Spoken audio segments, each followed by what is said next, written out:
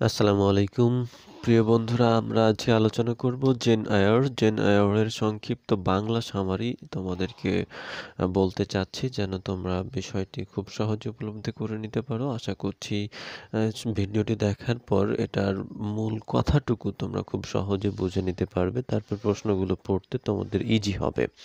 ওকে, gen আয়ার উপন্যাসটি রচনা করেন ইংরেজি লেখক চার্লট ব্রন্টে, যা 1847 সালের 16 অক্টোবর কারারবেল নামে প্রকাশিত হয়েছে। এটা হচ্ছে একটি অটোবায়োগ্রাফি বা জীবন বৃত্তান্ত।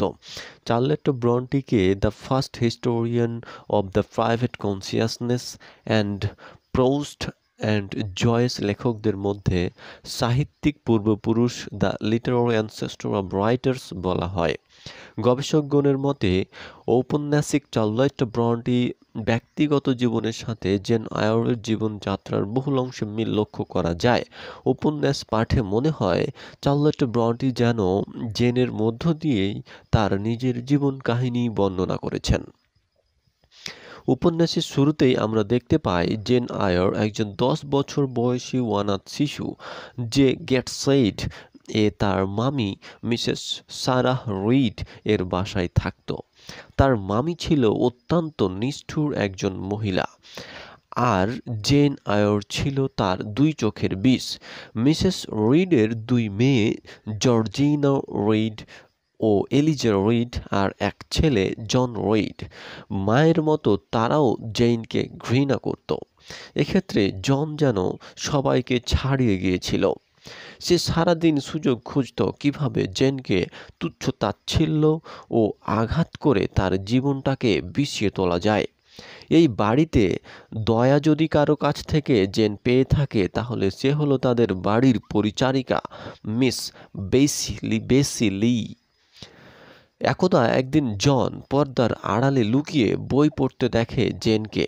এতিম বলে খোঁটা দেয়। এটাও বলে যে তার বাবা তার জন্য 2টি পয়সাও রেখে যায়নি। যদি সে তাদের বাসায় না থাকতো, তাহলে তাকে রাস্তায় রাস্তায় ভিক্ষা করতে হতো। শেষে তার হাত থেকে বইটা কেড়ে নিয়ে তার মাথায় ছুঁড়ে মারে। ফলে তার কপাল কেটে রক্ত বের হয়। রাগের মাথায় জেন তাকে আঁচড়িয়ে দেয়। মিস রিড তাকে শাস্তি হিসেবে উপরের তলার লাল ঘরে তালাবদ্ধ করে রাখেন, যেখানে তার মামা মিস্টার রিড মারা গিয়েছিলেন। জেন এর মনে এই বিশ্বাস ছিল যে তার মামার আত্মা এই ঘরে ঘুরে বেড়ায়। ফলে রাতে সে প্রচণ্ড ভয় পায় ও অজ্ঞান হয়ে যায়। যখন জ্ঞান ফিরে আসে, তখন সে তার পাশে দয়ালু ডাক্তার মিস্টার লয়েড ও মিস্টার বেসিলি বসে আছে। জেন এর মামি তার ছেলে মেয়েকে নিয়ে বেড়াতে যাওয়ায় জনাব লয়েড জেন এর সাথে বেশ কিছুক্ষণ কথা বলার সুযোগ পান। জেনের মুখে সবকিছু শুনে তিনি মিসেস রিডকে পরামর্শ দেন যে জেন এর আসলে গেট সেট ভালো লাগছে না, তাই তাকে দূরের কোনো স্কুলে ভর্তি করিয়ে দিলে ভালো হয়। তারপর জেনকে লৌড স্কুলে ভর্তি করানো হয়। এই স্কুলের পরিচালক ও প্রধান শিক্ষক ছিলেন মিস্টার ব্রকলহার্স্ট, একজন নিষ্ঠুর, অভদ্রভাষী ও দ্বিমুখী চরিত্রের অধিকারী। সে স্কুলের শিক্ষকদের বলতেন মেয়েদেরকে খাবার কম দিতে, যাতে তারা পূর্বের ঈশ্বর ভক্ত শহীদ ব্যক্তিদের মতো কষ্ট সহিষ্ণু হতে পারে। কিন্তু অনুদানের টাকায় তিনি ও তার পরিবার নিয়ে সমৃদ্ধ জীবনযাপন করতেন। লৌড স্কুলে জেন 2জন শুভাকাঙ্ক্ষী লাভ করে। একজন হলো তার বন্ধু মিস হেলেন বার্নস, আর আরেকজন হলেন তাদের শিক্ষিকা মিস মারিয়া টেম্পল। লৌড স্কুলে ক্ষুধা, অনাহার, তীব্র ও শীতের কষ্টে থাকলেও মিসেস রিড ও তার ছেলের হাত থেকে মুক্তি পেয়ে জেনের জীবন একটি স্বাভাবিক জীবন ফিরে আসে। কিন্তু এক সময় শীতের প্রকোপ আঘাত হানে লৌড স্কুলে। টাইফাসের আক্রমণে তার প্রাণের বান্ধবী হেলেন সহ স্কুলের প্রায় 30 জনা ছাত্রী মারা যায়। এতে এলাকার মানুষের টনক নড়ে। ধনী ব্যক্তিরা বড় অঙ্কের অনুদান সংগ্রহ করে স্কুলের ব্যবস্থাপনা ঢেলে সাজায়। জেন এখানে প্রায় 6 বছর শিক্ষার্থী হিসেবে, পরে আরও 2 বছর এখানে শিক্ষকতা করে। মিস টেম্পলের বিয়ে হয়ে যাওয়ায় জেন এর এখানে আর মন বসে না। সে পত্রিকায় শিক্ষকতার চাকরির বিজ্ঞাপন দেয়। প্রায় সপ্তাহ দুয়েক পরে থর্নফিল্ড থেকে একটি চিঠি আসে। এডেল বার্নস নামে একটি ফরাসি বাচ্চা মেয়েকে পড়ানো বা পড়ালেখা শেখাতে হবে। অ্যাডেলের প্রাথমিক পরিচয় হলো বাড়ির মালিক মিস্টার এডওয়ার্ড রচেস্টার তাকে দত্তক নিয়েছেন। তবে আরেকটি কথা শোনা যায়, তার মা সিলিন এর সাথে জনাব রচেস্টারের প্রেম ছিল। যখন রচেস্টার খেয়াল করে দেখেন যে তার টাকার প্রতি সেলিনের লোভ রয়েছে এবং সেখানে একজন অবিশ্বস্ত মহিলা, তখন সে অ্যাডেলকে নিয়ে চলে আসে। জেন থর্নফিল্ডে গেলে সে স্থানটি তার মনে ধরে যায়। তার ছাত্রী অ্যাডেল বার্নস, তার তত্ত্বাবধানে মিস এলিস ফায়ারফক্স, দুইজনকেই তার খুব ভালো লাগে। মাস তিনেক পর জেন একদিন নদীর ধারে ঘুরতে গেলে তারা মিস্টার এডওয়ার্ড রচেস্টারের সাথে দেখা হয়ে যায়। জেন মনে মনে তাকে ভালোবেসে ফেলে, কিন্তু বলতে সাহস পায় না। একদিন রাতে জেন একটা চিৎকার শুনে বাইরে বের হয়ে প্রথমে কিছু দেখতে পায় না। জনাব রচেস্টারের ঘরের পাশে গেলে দেখে যে তার ঘরের ভেতরে আগুন লেগে রয়েছে, মরার মতো গভীর ঘুমে আচ্ছন্ন। জনাব রচেস্টারকে তিনি ডেকে তুলে আগুনের হাত থেকে রক্ষা করেন।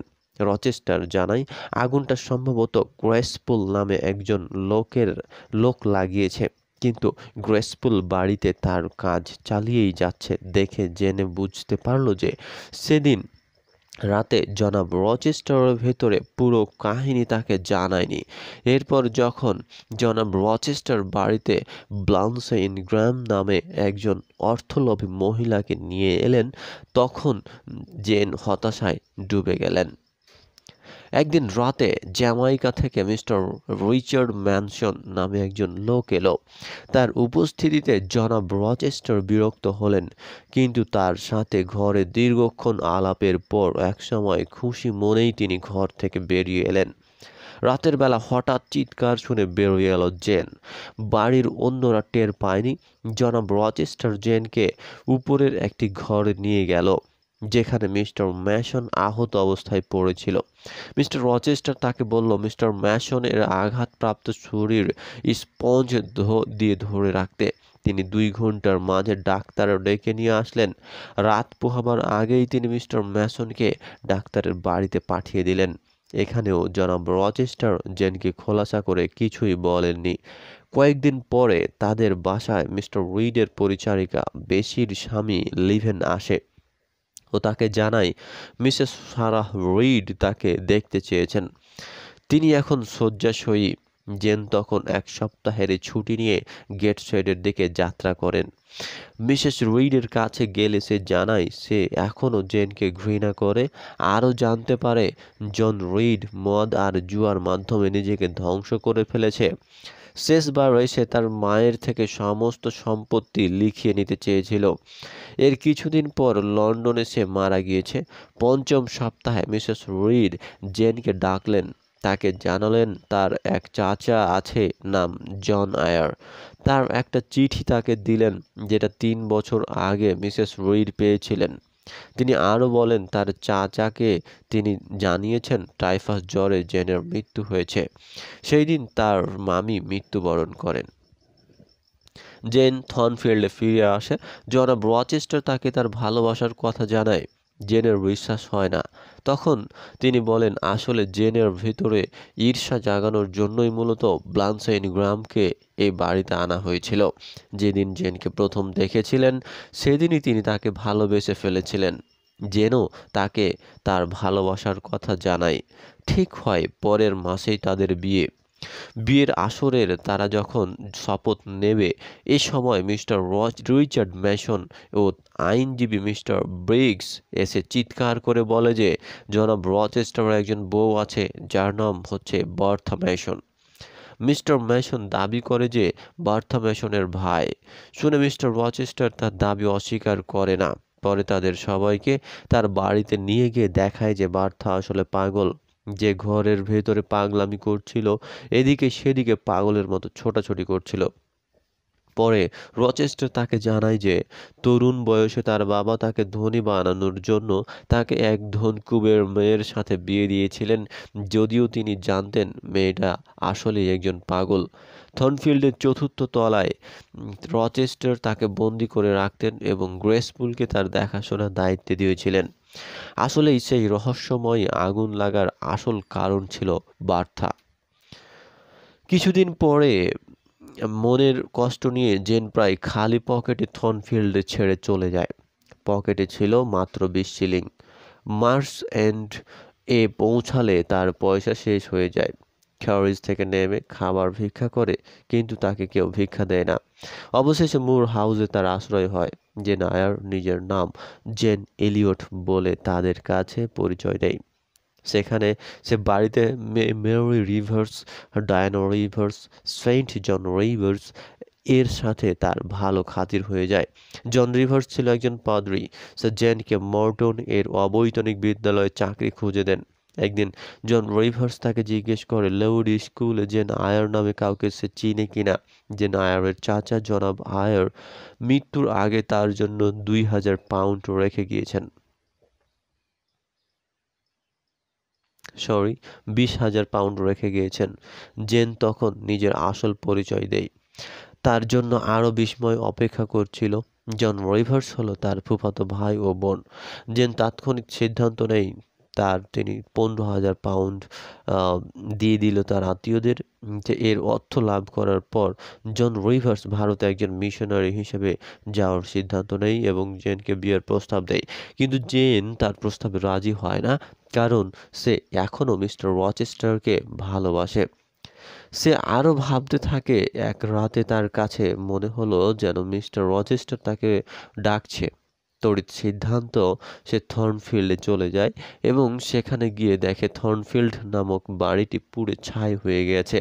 মিস্টার রচেস্টারের পাগল স্ত্রী বার্থা ম্যাসন আগুন লাগিয়েছে এবং তার সাথে সেখানে নিজেও পুড়ে মারা গেছে।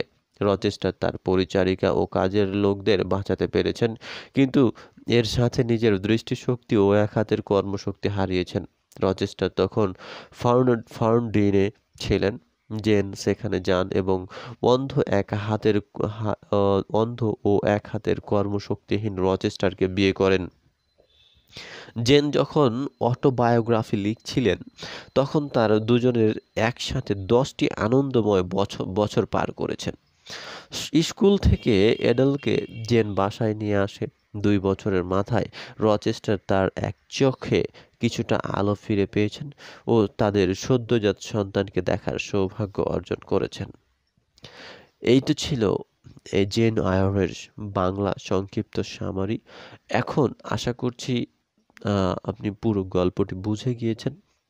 এখন যদি আপনি প্রশ্নগুলো পড়ে থাকেন, তাহলে বিষয়গুলো আরও বেশি ক্লিয়ার হয়ে যাবে বলে আশা করছি। ধন্যবাদ।